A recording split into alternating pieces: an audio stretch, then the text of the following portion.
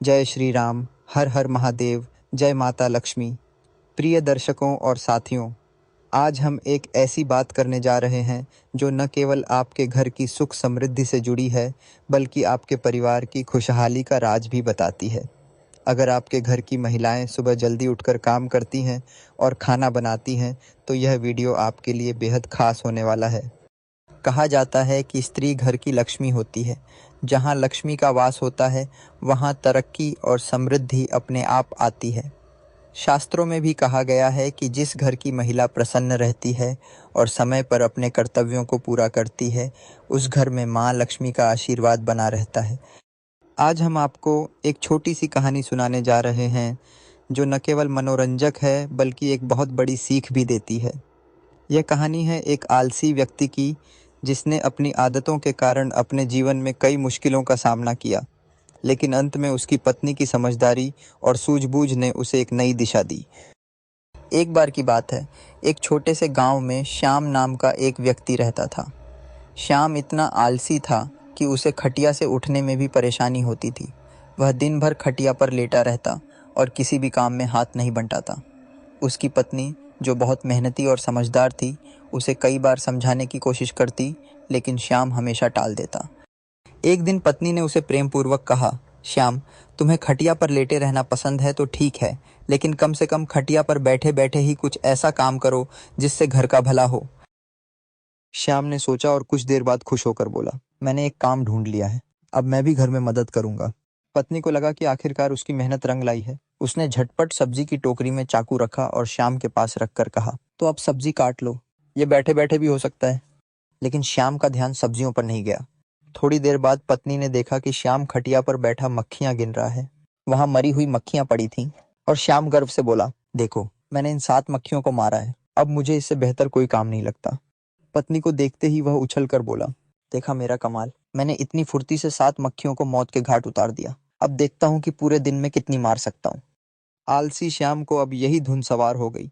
जहां भी मक्खी दिखती, वह फट से हाथ मार देता। कई बार तो उसने अपनी ही गर्दन पर इतनी जोर से हाथ मारा कि गर्दन टेढ़ी हो गई। मक्खी मारने के चक्कर में कभी कभी पत्नी की नाक पर भी हाथ पड़ जाता। उसने घर के बर्तन तक तोड़ डाले, लेकिन उसे अपनी धुन से कोई फर्क नहीं पड़ा। उसने प्रतिज्ञा कर ली कि कम से कम 1000 मक्खियां मारकर ही दम लेगा। जल्दी ही वह दिन आ गया जब उसकी प्रतिज्ञा पूरी हुई। उस दिन वह कंधे पर बांस का एक मजबूत डंडा रखे खुशी से उछलता कूदता पूरे शहर का चक्कर लगा रहा था। वह अपनी बहादुरी का बखान करते हुए कहता जा रहा था, आज मैंने हजारों को मौत के घाट उतार दिया। यह सुनकर लोग भयभीत हो गए। हवा की तरह यह खबर पूरे शहर में फैल गई। लोग उसे 1000 मारी कहने लगे। अब जब वह सड़क या गली से गुजरता, लोग उसे देखने के लिए उमड़ पड़ते। उसकी बहादुरी के चर्चे पूरे राज्य में फैल गए। कुछ दिनों बाद उस राज्य पर अचानक दूसरे राजा ने हमला कर दिया। उस समय राज्य के पास कोई योग्य सेनापति नहीं था। राजा ने आदेश दिया कि तुरंत राज्य भर में ऐसे किसी व्यक्ति को खोजा जाए जो सेनापति बनने लायक हो। राजा के दूत जब घूमते घूमते शहर पहुंचे, तो उन्होंने 1000 मारी का नाम सुना। वे सीधे उसके घर पहुंचे। राजा के दूतों को देखकर 1000 मारी डर के मारे कांपने लगा। वह घर के एक अंधेरे कोने में छिपकर बैठ गया। दूतों ने उसकी पत्नी से कहा, राजा ने सुना है कि तुम्हारा पति बहादुर है और वह उसे अपना सेनापति बनाना चाहते हैं। उसे तुरंत हमारे साथ भेजो। यह सुनकर पत्नी चौंक गई। वह जानती थी कि उसके पति की असलियत क्या है। फिर भी उसने सोचा, काश यह सच हो जाए। किसी तरह दूत 1000 मारी को अपने साथ राजा के दरबार ले गए।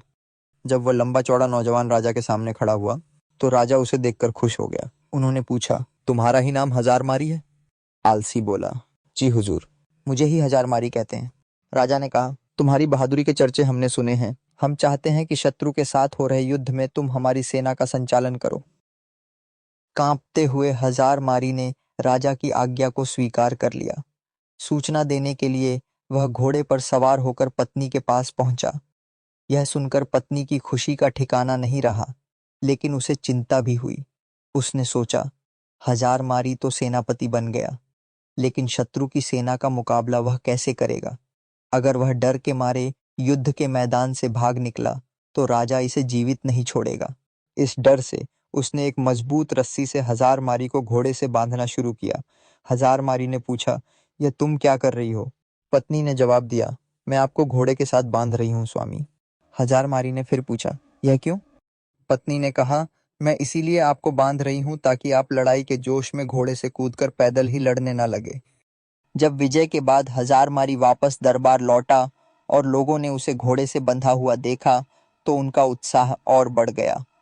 सबने सोचा, ऐसा वीर सेनापति और कौन हो सकता है जो घोड़े से भी बंधा हुआ युद्ध करता है।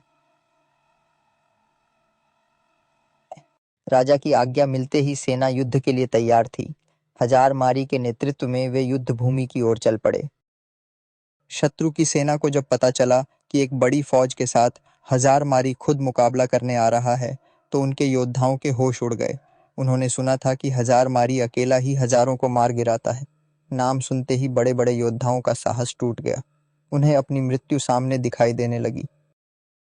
दूसरी तरफ हजारमारी की सेना का उत्साह आसमान छू रहा था। मैदान में पहुंचते ही सेना ने शत्रु की सेना पर टूटकर हमला कर दिया। युद्ध के दौरान हजारमारी अपने घोड़े के साथ बांस के घने जंगल में छिप गया, लेकिन उसकी सेना ने शत्रुओं को कोई मौका नहीं दिया। उन्होंने शत्रु का डटकर सामना किया और उसे खदेड़कर राज्य से बाहर निकाल दिया। शत्रु पर विजय पाने के बाद सैनिक जब जयकार करते हुए लौटने लगे तो हजारमारी भी जंगल से निकलकर उनके बीच शामिल हो गया। नगर में धूमधाम से विजय उत्सव मनाया गया। राजा हजारमारी की वीरता से प्रसन्न होकर बोले, मेरे बहादुर सेनापति, हमें तुम पर गर्व है। तुम्हारी अद्वितीय वीरता के कारण हमें विजय प्राप्त हुई है। इसके पुरस्कार स्वरूप हम तुम्हें 1000 स्वर्ण मुद्राएं प्रदान करते हैं और साथ ही हमेशा के लिए तुम्हें प्रधान सेनापति नियुक्त किया जाता है। यह घोषणा सुनकर हजारमारी बहुत प्रसन्न हुआ और अपने भाग्य की प्रशंसा करने लगा। इसके बाद राजा ने पूछा, बहादुर सेनापति हजारमारी, हमें ये बताओ कि तुमने इतना साहसिक काम इतनी आसानी से कैसे कर लिया। हजारमारी ने गर्व से उत्तर दिया, हे महाराज, यह सब मेरी समझदार और बहादुर पत्नी की वजह से संभव हुआ है। इसमें एक बहुत गहरी बात छिपी हुई है जिसे मैं केवल आपको अकेले में राजमहल से बाहर अपने घर पर ही बता सकता हूँ। राजा ने हैरान होकर पूछा, सेनापति हजारमारी, यह गुप्त बात तुम यहाँ क्यों नहीं बता सकते। हजारमारी ने उत्तर दिया, महाराज, यही तो मेरी सफलता का राज है जिसे मैं सबके सामने नहीं बता कि हजारमारी की पत्नी बड़ी बेसब्र से अपने पति का इंतजार कर रही थी। जैसे ही उसने सुबह सुबह अपने पति और राजा साहब को घर पर आते देखा, वह तुरंत उठ खड़ी हुई। राजा साहब के सम्मान में उसने तुरंत उपयुक्त व्यवस्था करनी शुरू कर दी। उसने राजा का बड़े आदर और सत्कार के साथ स्वागत किया। संयोग से वह पहले ही खाना बना चुकी थी, इसलिए उसने राजा साहब को खाने के लिए चौकी सजा दी और उन्हें बड़े प्रेम और आदर से भोजन कराया। इसके बाद हजारमारी ने कहा, महाराज, अब आपने स्वयं देख लिया और समझ भी गए होंगे कि मेरी जीत का असली राज क्या है। जैसा कि हम सभी जानते हैं, जिस घर की महिला प्रातःकाल ब्रह्म मुहूर्त में उठ जाती है, उस घर में कभी भी लक्ष्मी की कमी नहीं होती। वहां सदा लक्ष्मी का वास होता है। और वही जिस घर में कोई महिला सुबह सुबह जल्दी खाना बनाती है। सकता, यदि आप जानना चाहते हैं तो आपको मेरे साथ मेरे घर चलना होगा। राजा ने सहमति जताई और कहा, ठीक है, मैं तुम्हारे साथ तुम्हारे घर चलने के लिए तैयार हूँ। राजा और सेनापति दोनों राजमहल से सेनापति के घर की ओर रवाना हुए। जब वे घर पहुंचे तो उन्होंने दे उस घर की तरक्की निश्चित होती है। राजा साहब ने यह सब सुनने के बाद कहा, आपने बिल्कुल सही कहा सेनापति जी। जिस घर की महिला सुबह ब्रह्म मुहूर्त में उठकर घर के सारे कार्य निपटा लेती है और समय पर खाना बना लेती है, उस घर की तरक्की तो सुनिश्चित होती है। इसके बाद राजा साहब ने हजारमारी की पत्नी को ढेर सारी अशर्फियां और जवाहरात देकर सम्मानित किया। तो प्रिय दर्शकों, अब आपको ये बात अच्छी तरह समझ में आ गई होगी कि किसी भी घर की तरक्की के लिए महिला का योगदान सबसे अहम होता है। सही ही कहा गया है कि किसी भी कामयाब व्यक्ति के पीछे एक महिला का हाथ जरूर होता है। घर की महिला अगर चाहे तो वह घर को स्वर्ग बना सकती है। आशा करते हैं कि यह वीडियो आपको पसंद आई होगी। यदि वीडियो अच्छी लगी हो तो इसे लाइक करें और ज्ञानवर्धक टेल्स चैनल को जरूर सब्सक्राइब करें। जय माता लक्ष्मी, जय सीताराम, राधे राधे, जय श्री कृष्णा। जरूर लिखें। हमारा वीडियो यहाँ तक देखने के लिए धन्यवाद।